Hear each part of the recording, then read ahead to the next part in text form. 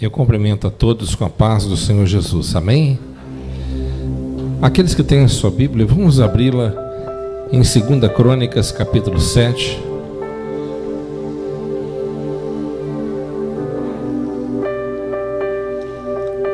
Versículo 14, 15 e 16.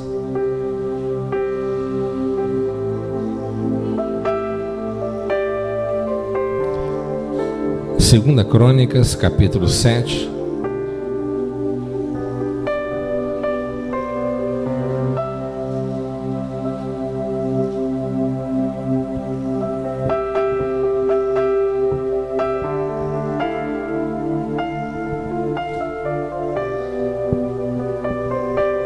Quem encontrou, diga amém. Se o meu povo que se chama pelo meu nome se humilhar e orar e me buscar e se converter dos seus maus caminhos, então eu ouvirei dos céus, perdoarei os seus pecados e sararei a sua terra. Estão abertos os meus olhos e atentos os meus ouvidos à oração que se fizer neste lugar, porque escolhi e santifiquei esta casa, para que nela esteja o meu nome, perpetuamente nela estarão fixos os meus olhos e o meu coração todos os dias. Quanto a ti, se andares diante de mim, como andou Davi, teu pai, e fizeres segundo tudo o que te ordenei, e guardares os meus estatutos e os meus juízos, também confirmarei o trono do teu reino, segundo a aliança que fiz com Davi, teu pai, dizendo: não te faltará sucessor que domine em Israel. Amém? Meus irmãos, pode tomar o seu assento em nome de Jesus.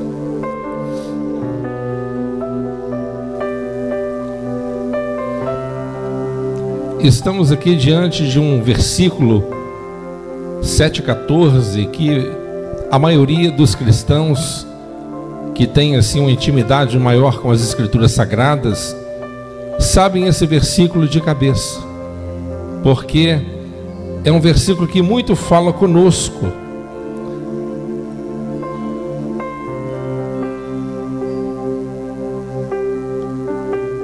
E aqui nós encontramos o nosso Deus, o Todo-Poderoso, Ele se manifestando pela segunda vez, fazendo aliança com o rei Salomão. Meus amados irmãos, antes da morte de Davi, Davi chamou o seu filho Salomão, o seu sucessor, escolhido por Deus acima de tudo, e ali Davi deixou para o seu filho um conselho, dizendo para ele: olha Davi, olha Salomão, seja homem, seja homem, sirva o Senhor com toda a intensidade da sua alma, sirva-o e teme a Ele. Portanto, meus amados irmãos, nós observamos aqui o Senhor fazendo aliança com o rei Salomão, dizendo a ele o seguinte: olha, para que aconteça tempos maravilhosos, áureos no meio de vocês, para que haja um avivamento e prosperidade contínua no meio de vocês, é importante vocês observarem alguns princípios esses que o Senhor aqui especifica com clareza, dizendo: se o meu povo que se chama pelo meu nome. Então essas promessas, elas estão somente relacionadas àquele que pertence a Deus. Deus não está falando com ímpios, Deus não está falando com pessoas que não têm aliança com Ele. Deus está falando com o povo dele, o povo escolhido dele. Amém? Então aqui o Senhor está dizendo: se o meu povo que se chama pelo meu nome, este povo está aqui nesta noite aqui? São aqui? Glória a Deus. Se meu povo que se chama pelo meu nome se humilhar. Primeiro princípio, se humilhar. Nós observamos, meus amados irmãos, que o Senhor aqui, Ele fala com muita clareza que nós devemos sermos humildes diante dEle. Isso fala de dependência. Quando nós passamos, porque um homem tem uma grande e enorme dificuldade de delegar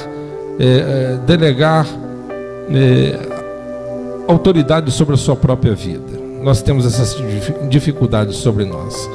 Mas se relacionando principalmente a Deus, nós precisamos de ter essa confiança nele.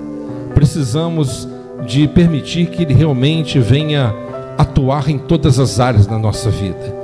Precisamos de submeter a Ele os seus conselhos. Precisamos de consultá-lo. Precisamos de andar na presença de Deus. Isso fala de humilhação, submissão. Amém? Dependência. Nós devemos ser dependentes de Deus. Nós não podemos de forma nenhuma, aquele que se chama, aquele que se diz servo de Deus, ele não anda segundo o mundano anda. Ele não anda segundo o curso deste mundo. Ele não anda segundo o conselho dos ímpios. Ele anda segundo o conselho de Deus. Ele anda segundo as orientações de Deus. Ele não quer e não dá nenhum passo fora da direção de Deus, porque ele sabe que sem a presença de Deus nada podemos fazer. Assim foi Davi. Assim foi Davi em toda a fase da sua existência. Davi foi um homem falho como nós, pecou demais, mas era um homem segundo o coração de Deus. Era um homem dependente de Deus. Era um homem que muitas das vezes, quando exortado diante do profeta, ele abaixava a cabeça e reconhecia que ele realmente tinha pecado e falhado. E no Salmo 51, versículo 11, ele mesmo disse: Senhor, não me lance fora da tua presença e nem retire de mim o teu Santo Espírito. Então Davi, ele tinha um medo muito grande de ser lançado fora da presença de Deus, de perder a oportunidade de ter o Espírito Santo como guia, como mentor, como professor, como um Deus regendo a sua vida e o seu ministério. Portanto, meus amados irmãos, tudo que Davi fazia, ele consultava Deus, mesmo em momentos de crises, mesmo em momentos de dificuldade, mesmo em momentos de solidão, mesmo diante de um cerco, mesmo diante dos inimigos à espreita, ele sempre encontrava fôlego na sua alma para entoar novos cânticos. Ele sempre encontrava disposição de entoar novos hinos, compor novos salmos, demonstrando a sua confiança, demonstrando a sua confiança naquele que realmente merece, que é o nosso Deus do Todo-Poderoso. Então aqui o Senhor, ele disse para Salomão: se o meu povo se humilhar, amém? Se humilhar. E o segundo lugar, e orar. Amém? Oração. Falamos muito de oração, mas não oramos nada. E nós sabemos muito bem que o nosso corpo físico sem oxigênio não é nada, ele morre. Assim também é a nossa alma. A nossa alma, se nós não alimentarmos a nossa alma, o nosso espírito, de forma nenhuma teremos vida em nós mesmos. A oração, ela é chamada como o oxigênio da nossa alma. Como que você poderá oxigenar e continuar dando vida à sua alma? É orando. A oração. Como que nós poderemos receber de Deus alguma coisa se nós não falamos com Ele, se nós não conversamos com Ele, se nós não procuramos Ele, se nós não falamos? Então nós devemos, irmãos, estarmos atentos para isso, porque estamos vivendo em uma época onde o esfriamento espiritual tem tomado conta de nações, de igrejas e povos. Mas nós sabemos que o princípio de um grande avivamento, de um grande despertamento, é o desejo de orarmos, é o desejo de buscarmos, é o desejo de alcançarmos grandes coisas diante do Senhor. A Bíblia diz que o destino de nações foram resolvidos através de oração. Através de oração. Neemias orou, e Deus tocou no coração do imperador, dando-lhe tudo o que era necessário para a reconstrução do templo. Nós encontramos homens de Deus sempre rendidos em oração, rendidos diante do Senhor. É muito difícil, vocês sabem muito bem que os antigos monarcas e reis do passado, eles não eram homens humildes, né? Não tinham o costume de se ajoelhar no chão e prestar culto a coisíssima nenhuma. Eles eram homens totalmente autoritários, autoritárias, reis e rainhas. Pelo contrário, eles tinham realmente o costume de receber a adoração de seus súditos. Mas Davi, apesar de ter sido e foi o maior rei que Israel teve, ele era um homem que vivia com a cara no pó. Era um homem que vivia com a cara no chão, orando e buscando a face do seu Senhor, e todas as vezes que ele buscava a Deus havia respostas. Amém? Portanto, nós de forma nenhuma obteremos respostas, receberemos bênçãos e dádivas da parte de Deus se nós não orarmos, não buscarmos. Não adianta nós sabermos sobre esta ferramenta importante se nós não colocarmos em prática. Amém? Às vezes precisamos de priorizar, deixar de lado algumas coisas para que nós possamos ter uma vida ativa, uma vida voltada, uma vida dependente diante do Deus Todo-Poderoso, nosso eterno Deus. Amém? Então aqui está a fórmula espiritual divina para que o povo pudesse receber da parte de Deus toda a atenção, toda a visitação, todo o recurso. Aqui está: se o meu povo que se chama pelo meu nome se humilhar e orar e me buscar, em outras traduções, buscar minha face.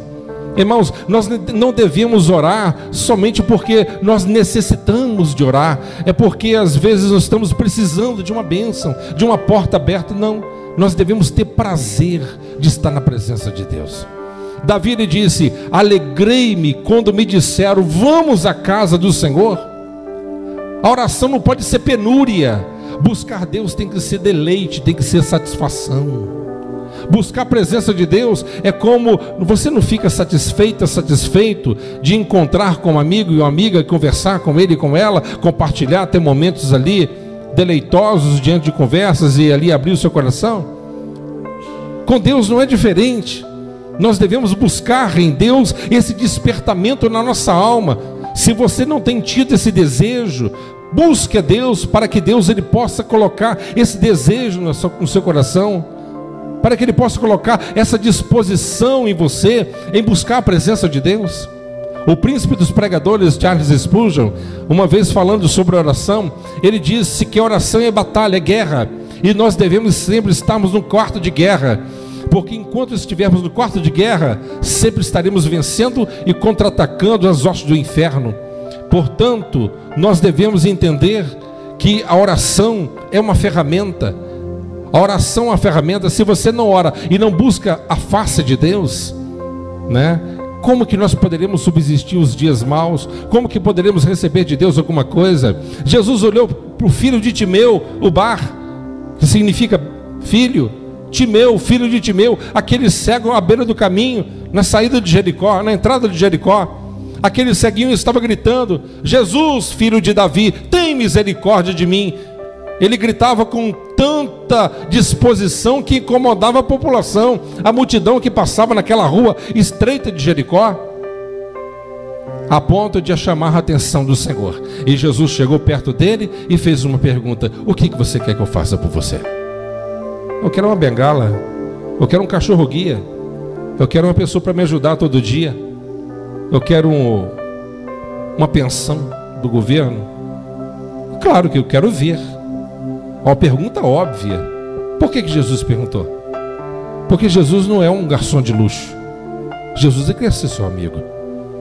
Ele quer fazer parte da sua história, da sua essência. Ele quer conversar, quer dialogar.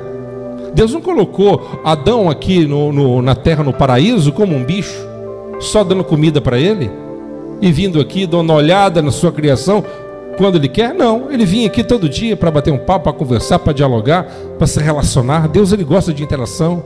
Precisamos de buscar a face de Deus, precisamos de ter prazer de estar na presença de Deus. Amém?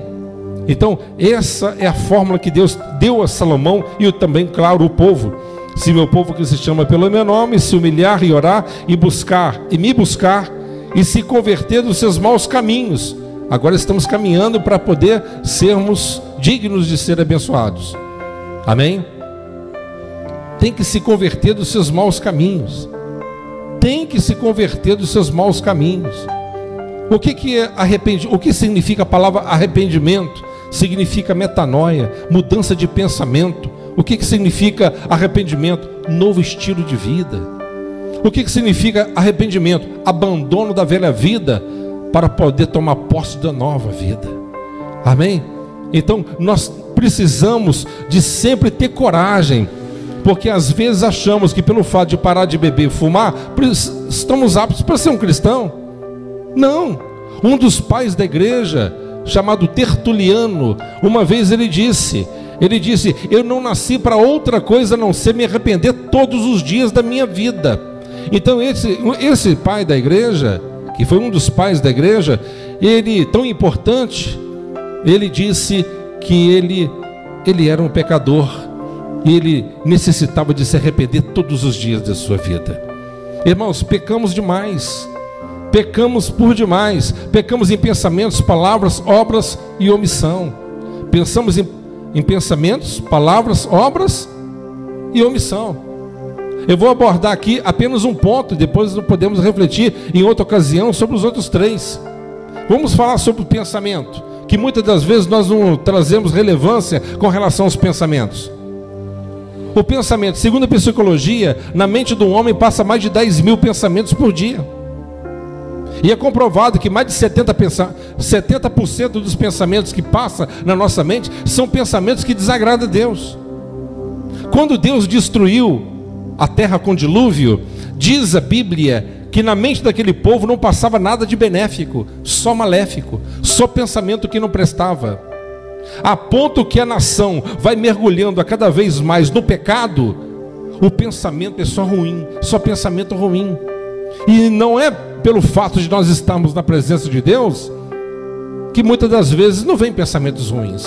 Nós pecamos, erramos, fazendo muitas das vezes um pré-julgamento, um julgamento sobre pessoas, sobre certas ocasiões.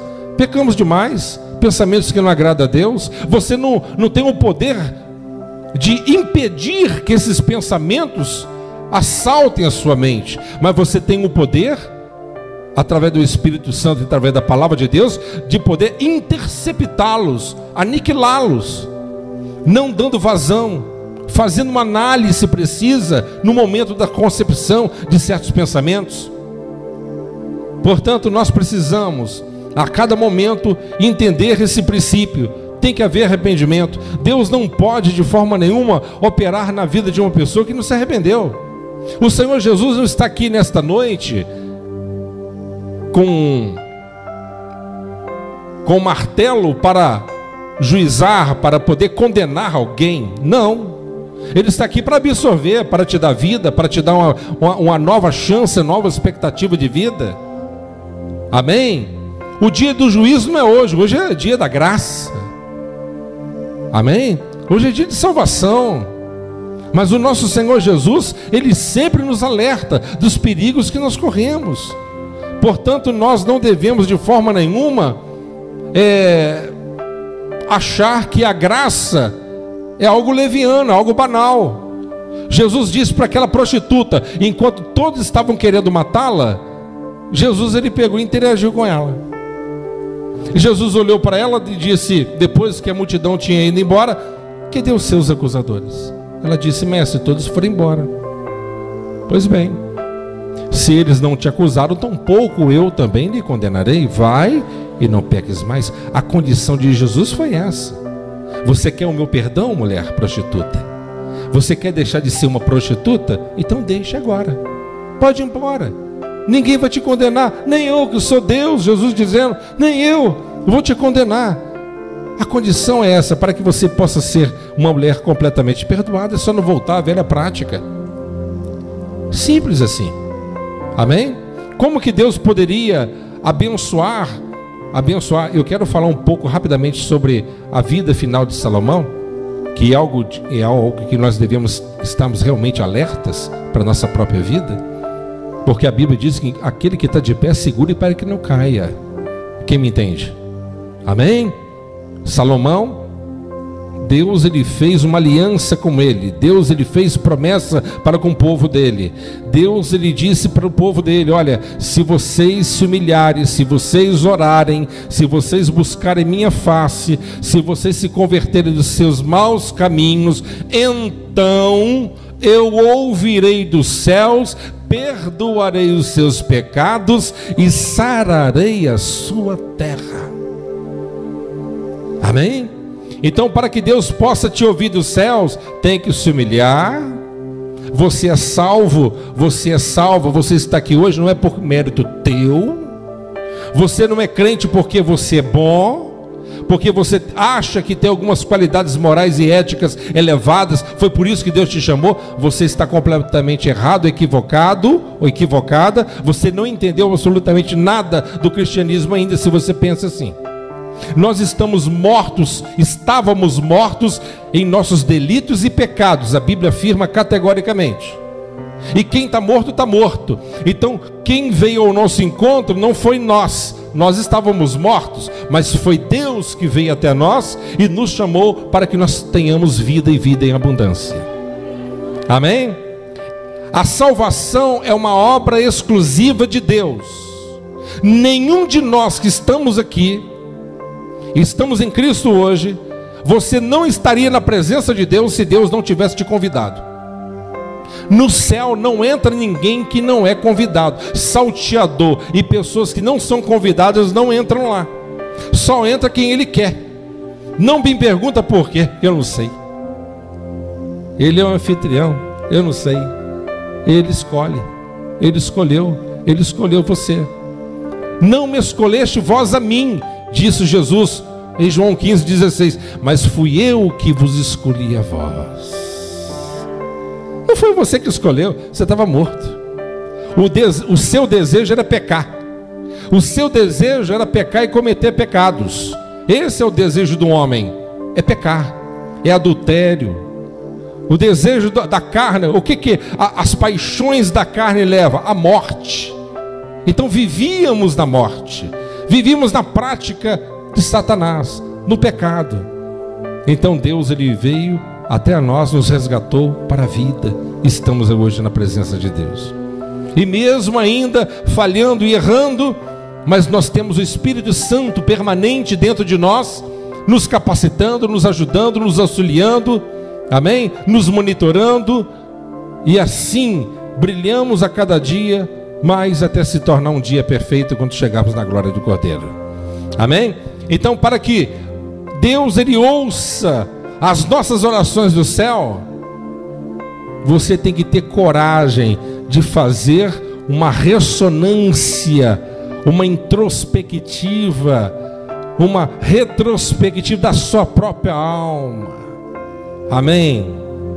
Temos que ter essa coragem, porque nós somos todos nós temos um pouco de médico, é ou não é?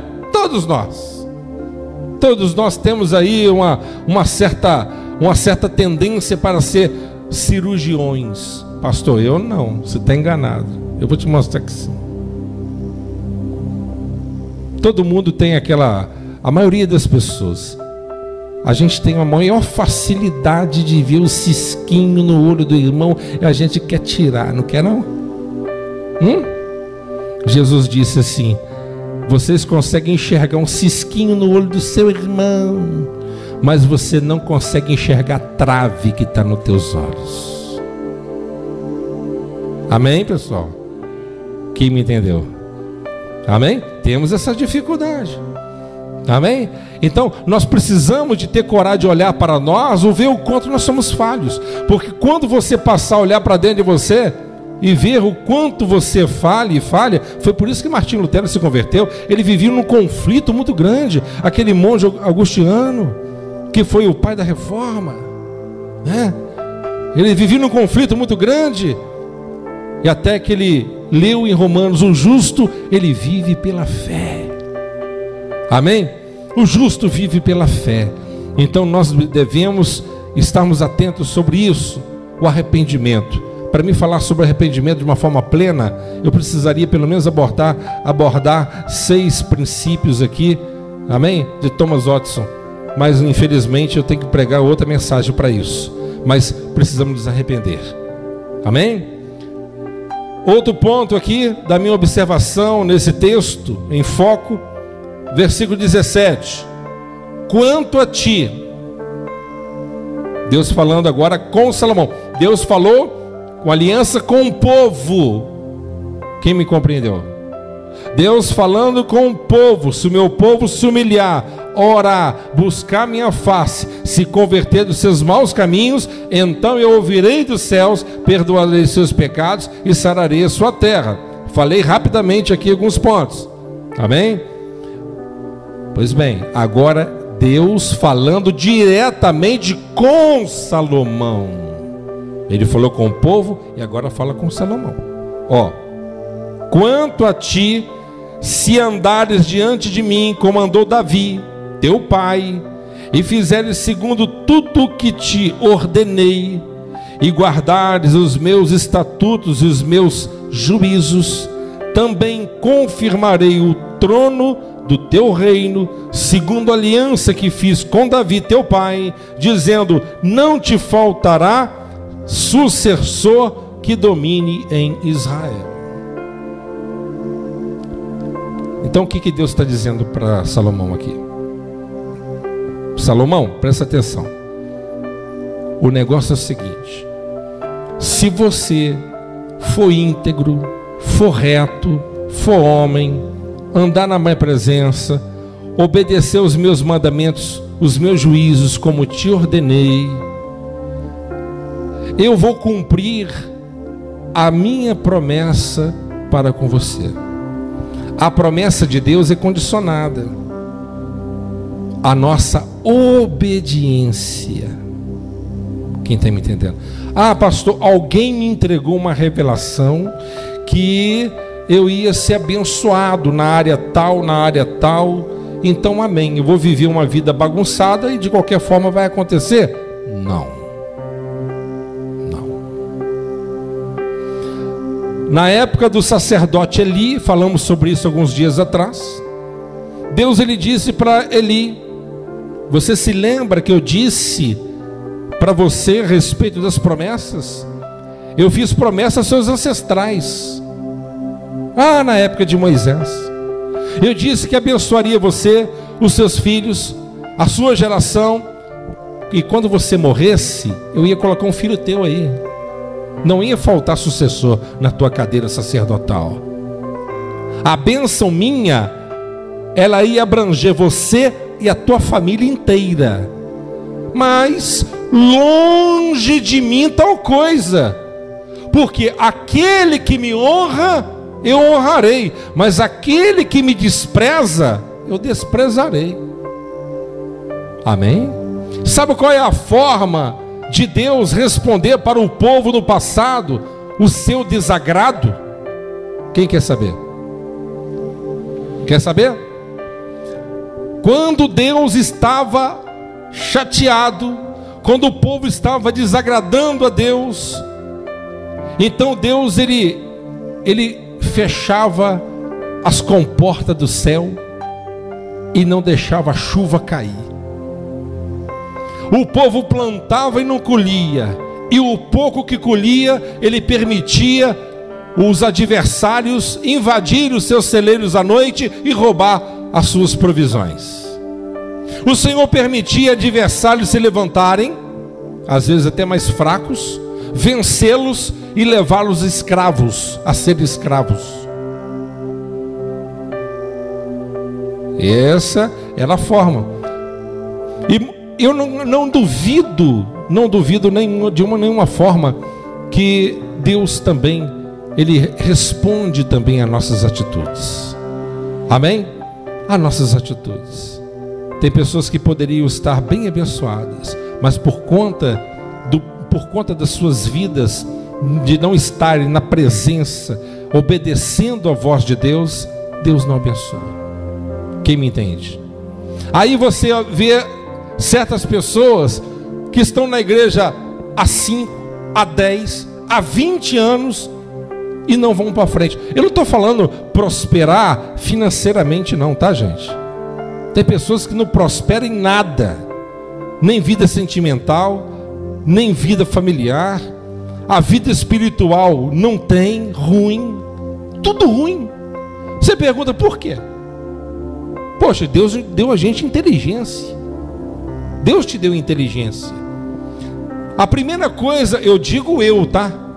Quando começa a acontecer alguma coisa e começa a me trazer turbulência, a primeira coisa que eu falo com Deus, a primeira coisa eu vou fazer uma análise em mim. O que eu estou errando? Será que eu estou fazendo alguma coisa errada? Será que eu estou entristecendo o Senhor de algum jeito? Eu olho para Deus. Se eu não consigo olhar e enxergar alguma coisa, eu peço ao Espírito Santo me ajudar. Espírito Santo, me ajuda aí. Talvez alguma coisa que eu tenho praticado, alguma coisa eu tenho chateado o Senhor, e isso tem feito que o adversário possa estar prevalecendo em alguma área da minha vida. Se o Espírito Santo não evidencia alguma coisa assim, clara, então nessa parte eu estou tranquilo. Então eu vou perguntar ao Senhor: Senhor, você não tem obrigação de responder não, mas eu preciso de fazer alguma coisa? Alguma coisa o Senhor está querendo me dizer que eu não estou correspondendo ao Senhor? Ou se isso é uma luta, amém, então eu aceito. É uma luta, uma provação que eu tenho que passar? Amém. Mas nós temos que ter essa percepção, sabe? Tem pessoas que entram em prova, saem de prova e entram na outra prova, mas não ainda se tocaram. Será que não tem alguma coisa na tua vida que precisa? Deus está tentando te alertar. Deus está tentando te alertar, te mostrar. Quem está me compreendendo? E Deus, ele disse para Salomão: Salomão, quando você morrer, eu vou fazer como fiz com Davi. Davi morreu, eu coloquei você, entendeu, Salomão? Davi morreu, eu coloquei você, porque eu jurei a Davi. Eu jurei a Davi, se ele fosse rei, homem na minha presença, eu ia colocar a sua descendência. Eu coloquei você. Agora, se você for homem como Davi foi, o teu pai, você vai morrer, eu vou colocar um filho teu, entendeu, Salomão? E se o teu filho for meu servo, fiel, quando ele morrer, vou colocar o filho dele, entendeu, Salomão? E assim vai, de geração em geração. Mas se algum pisar na bola, se algum vacilar, se algum não me agradar, eu destruirei o templo que você construiu e demorou 7 anos para construir. Vou destruir tudo. Eu vou permitir que o inimigo venha e acabe com tudo, porque não me agrada a igreja. Deus não se atenta por templos feitos por mão de homem não, gente. O templo é aqui dentro, nosso coração. Amém? Deus, ele disse para ele, vamos lá, a vida de Salomão, rapidinho aqui no final. Salomão, o final da vida dele foi muito triste, porque Salomão, ele teve muitas mulheres. Ele casou com 700 princesas e 300 concubinas. Toda nação, todo povo, todo país, todo rei gostaria que as suas filhas se casassem com Salomão. E muitas das vezes ali, aqueles casamentos eram casamentos comerciais. Mas ele se casou com 700 princesas. E teve ainda 300 concubinas. Ou seja, ele tinha um harém. E demorou 13 anos para construir só o palácio dele. Só o palácio dele demorou 13 anos. Ele tinha um harém com 1000 mulheres. E aquelas mulheres vieram de várias partes do mundo. A Bíblia diz, filhas dos jebuseus, filizeus e etc. Mulheres idólatras, pagãs.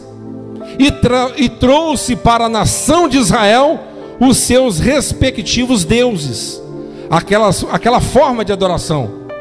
E Salomão, ele foi passivo, ele permitiu. Se fosse Davi, não deixava. Se fosse Davi, o quê? Aqui não, aqui é só Jeová, aqui é só Deus que manda. Aqui nós vamos adorar só, na terra de Israel é só Deus, é só Ele. Mas Salomão não, ele foi frouxo. Ele deixou aquelas mulheres levantarem altares. Ele até mandou construir altares a deuses Baal, o deus Baal, né? Astarote, e permitiu que sacrificassem a esses deuses dentro da nação de Israel. Então Deus, ele se revoltou com Salomão. Deus se revoltou com Salomão, né?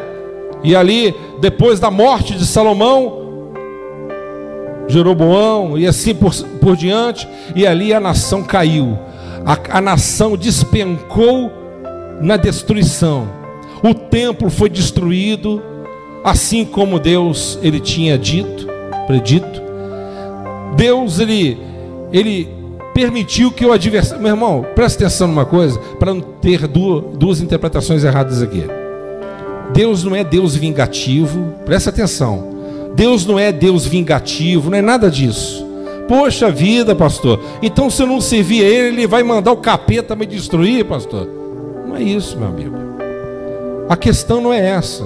Deus, Ele é o seguinte, Ele está para aqueles que querem Ele.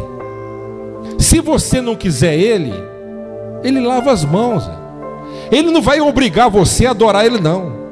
Ele não aceita adoração imposta. Ele não vai. Então, se você não quer servi-lo da forma que Ele quer, Ele não quer. Se você quiser servir a Deus do seu jeito, você não vai conseguir servi-lo. Tem que ser do jeito dele. E se você não quiser servir, o que Ele vai fazer? Ele vai se afastar. Poxa, já que você não quer ser minha serva, meu servo, então tudo bem.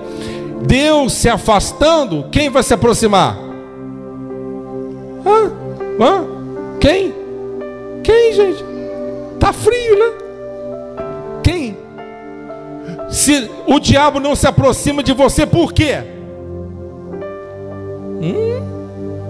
Porque tem o Espírito Santo, tem o anjo do Senhor. Quem está me entendendo? Tem proteção. Mas se ele se afastar, o diabo ele vai, ele avança. É a ordem natural das coisas. Então não é que Deus poxa, Deus ele é ruim. Você acha que ele tem que continuar ajudando aquela pessoa que não quer ele? O camarada está adorando ao Chucaveira. O indivíduo está honrando as entidades. E Deus não, coitadinho, ele está adorando porque, né? Ele vai estar do lado daquele que não quer nada com ele? Aquele que está dentro da igreja, está adulterando, está bebendo, enchendo a cara, vive uma vida totalmente mesclada, totalmente sem compromisso. Deus tem que honrar essas pessoas? Se ele está fazendo a vontade do diabo, sem nenhum tipo de temor e tremor no coração, Deus tem que ajudar? Não. Deus está para aqueles que o querem. Se você quer, Ele está aí para te ajudar. Se você não quiser, o seu comportamento responderá isso. As suas atitudes responderão a isso. Quem está me entendendo, diga glória a Deus. Amém? Então, nós não podemos perdermos tempo. O Senhor lhe disse que há promessas. Deus ele tem um grande avivamento, uma grande bênção, um tempo maravilhoso. O que Deus ele quer falar conosco aqui nessa noite? Que Ele quer mudar a tua vida, Ele quer mudar a tua história. Não tenha dúvida, todas essas bênçãos poderão acontecer na tua vida. Amém? Bênção de prosperidade em todas as áreas na tua vida, não tenha dúvida, isso é direito teu.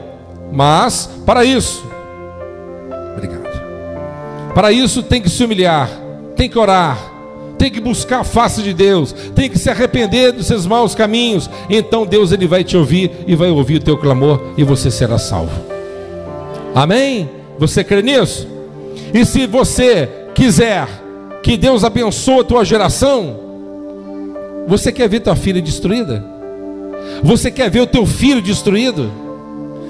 Quando você partir, você quer ver os seus filhos aí alienados no mundo das drogas, da prostituição, de um casamento destruído, derrotado, uma família bagunçada? É isso que você quer?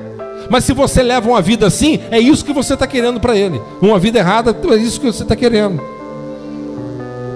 Mas se você for uma serva de Deus, um servo de Deus, que anda na presença de Deus, quando você partir, Deus ele vai abençoar a tua geração.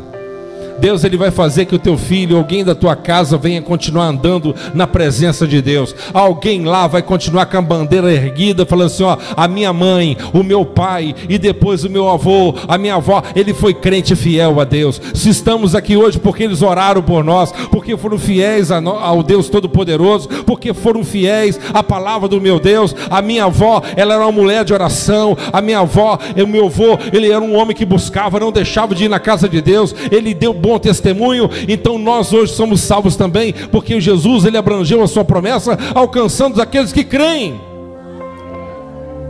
Meus amados irmãos, o nosso Deus é maravilhoso, ele é tremendo e ele tem o melhor para nós. Amém? Então guarde esses princípios no seu coração. Se humilhe, não tente ser o autor da sua própria história. Os palatinos dessa nova cosmovisão, eles dizem que cada um de nós devemos ser o autor da nossa própria história. Cada um de nós temos um leão dentro de nós, é só fazermos algumas cócegas que rapidamente ele adormece do seu sono e vira ali um grande leão. Eu quero te dizer que nós somos fracos, nós somos débeis, nós não temos força, mas eu posso tudo naquele que me fortalece. Amém? Posso tudo naquele que me fortalece. É o nosso Deus que nos fortalece, é o nosso Deus que derrama graça, é o nosso Deus que nos vivifica, é o nosso Deus que nos abençoa. E Deus ele quer mostrar para o mundo e mostrar para o seu adversário que ele é com você. Você crê nisso? Você crê nisso de todo o seu coração? Que coisa gloriosa! Na época de Moisés, o povo, os inimigos não conseguiam destruir o povo de Deus. Eu não consigo, Balaca, eu não consigo. A gente faz uma estratégia, a gente faz isso. Na época de Eliseu, eles armavam a artimanha, o rei conversando com a mulher dele na cama, dormindo, antes de dormir, ó, amanhã vai ser um ataque contra aquele povo, a gente vai fazer isso e assado. Deus ouvia e contava para o profeta.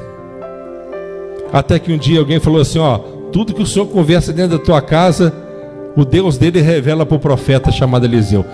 Que isso, é mesmo? Tem um X9 aqui? Deus revela tudo? Ah, não é possível, não, tem que matar esse profeta? Não, vamos matar esse profeta, vamos acabar com esse negócio agora. Mandem um exército, cerca ele lá.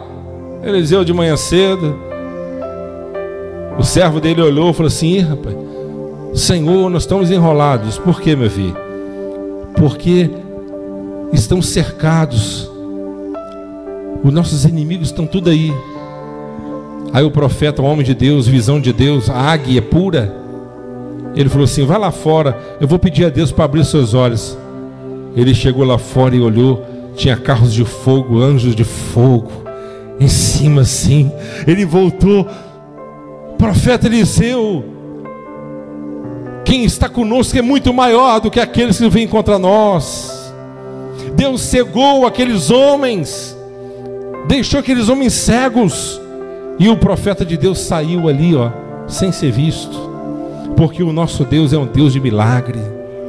Amém? É um Deus de milagre, irmão. Deus ele está procurando aqui nessa igreja, Deus ele está procurando nos dias atuais homens de Deus, mulheres de Deus, que tenham coragem de levantar sua bandeira e falar assim, Jeová Nissi, Jeová é minha bandeira. Amém? Não recue não, vai avante, porque Deus tem promessa para a tua vida. Essa palavra aqui é a palavra de aliança. Deus ele quer fazer uma aliança com você. Deus ele quer mudar a tua vida espiritual. Deus ele quer fazer uma mudança na vida, sua vida sentimental. Deus ele quer entrar na tua família e fazer um milagre lá. Deus ele quer abençoar a tua vida financeira também. Mas pastor, estamos numa crise financeira global. Meus amados irmãos, nós não dependemos da bolsa de valores, dependemos de Deus. Isaac não dependia de bolsa de valores nem da economia do mundo. Pelo contrário, ele vivia num deserto inóspito. Chovia 2 vezes por ano. Mas Deus mostrou a Isaac as fontes subterrâneas e ele ficou rico no meio do deserto. Deus prospera aquele que crê nele. Amém? Deus prospera aquele que crê nele. Então que nós possamos guardar essa palavra no nosso coração, porque Deus é fiel conosco. Amém? Graças a Deus. Vamos colocar de pé em nome de Jesus.